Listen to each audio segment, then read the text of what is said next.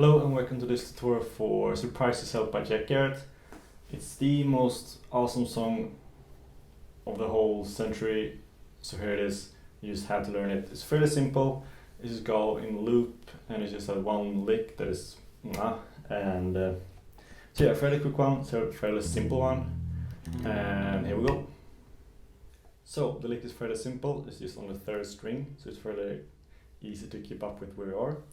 We're going to start off with what's called a slide up from the 10th fret to the 12th fret.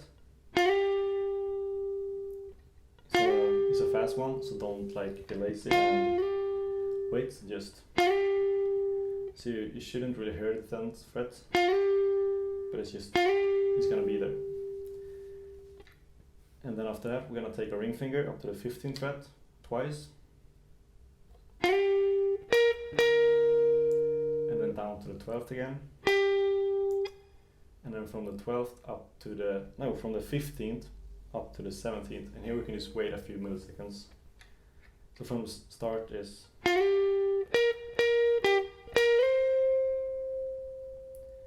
and then we're gonna go down to the 15th again, and then down to the 12th, and that's like the first part of the lick. And the second one, we're gonna do a slide up from the 8th fret to the 10th fret, and then down twice to the 8th, and then a slide up from the 10th fret to the 12th fret, and then a slide down right afterwards. So the second part from the beginning.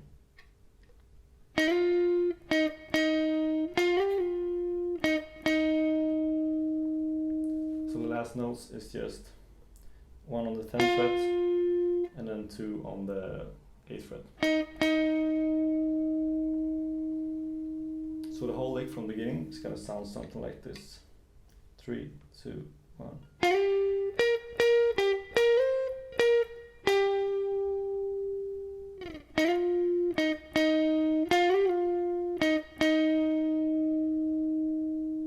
Okay, now we're down to the verse and chorus, and where here is just only, here's no lick, and I'll explain exactly how it's supposed to be played. And I will just, I'll just show the loop once before we start.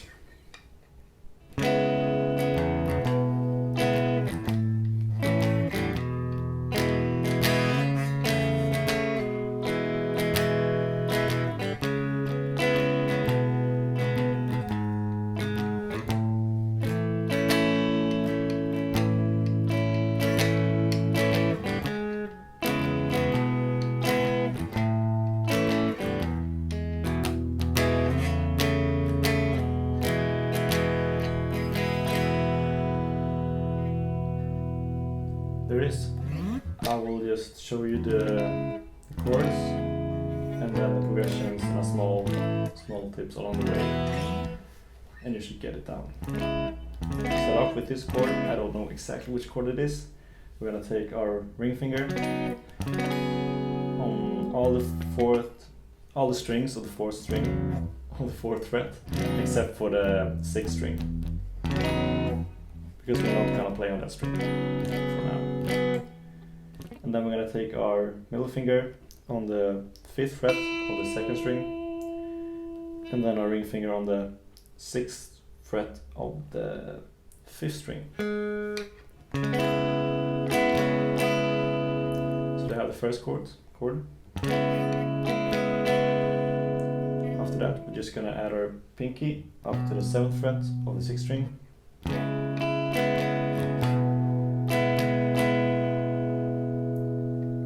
After that, we'll take our thumb, just strike it once, and here you can do some variations, but I prefer to do this, which is where I take my index finger on the 5th fret of the 2nd string, my middle finger on the 6th fret of the 3rd string, my ring finger on the 7th fret of the 5th string, and then my pinky on the 7th fret of the 5th string, and then a thumb on the 5th fret of the 6th string. You can of course just remove your pinky and move down the ring finger, and it will sound fairly the same.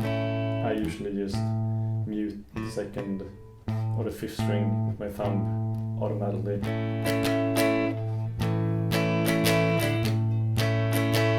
So it just will be just a tiny bit brighter. And then after that, we'll do a regular E. Yes, I know this chord. And here he does one kind of variation where he slide up from the E, which is the index finger on the third fret. Sorry, third string, first fret. And then the middle finger on the second fret of the fifth string, and then ring finger on the second fret of the fourth string. Never happen.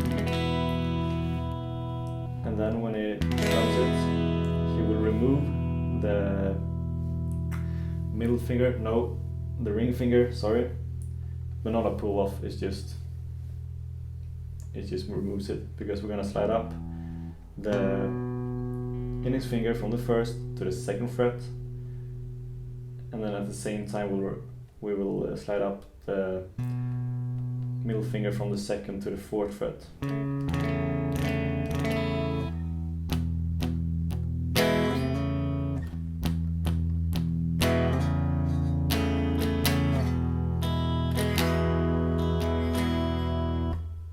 And usually after he does that,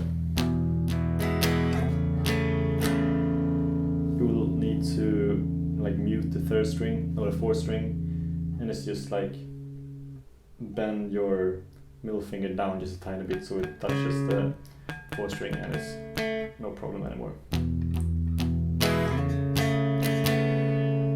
And sometimes I take my thumb on the sixth string and just mute it because I think it sounds better. Sometimes not. But then when it takes back, he will still mute the fourth string just for 1-2 seconds, and then we'll go back to a full E. And there we basically have everything we need. No, sorry, one variation is it. He will play that loop twice. I can just play it twice so you can hear it kind of slow.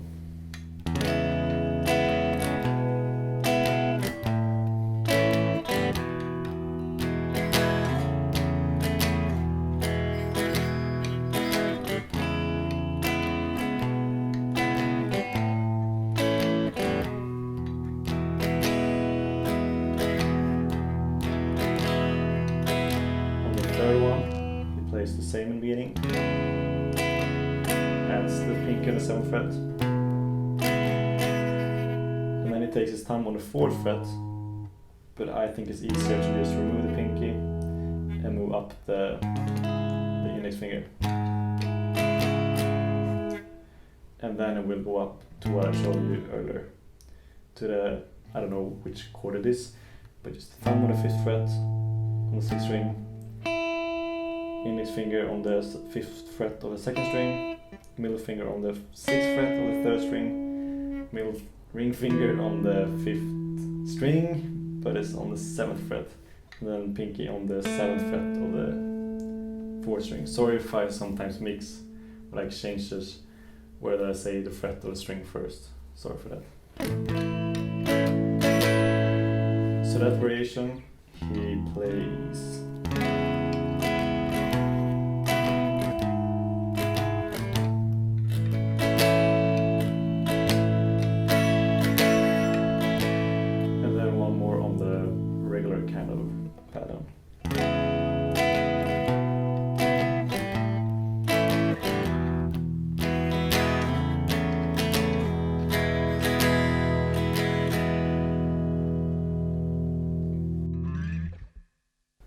So the bridge is left, and it's the same chord progression, but I will not show exactly how I play it because I don't know exactly how he does it. But just come up with your own kind of version of it because it's fairly simple, and it will sound pretty good, I think. So I will just show you how I would play it, kind of. I also alter it sometimes, depending on my mood, but just pick some strings and it will sound good. I almost promise you that. So I will play it kind of.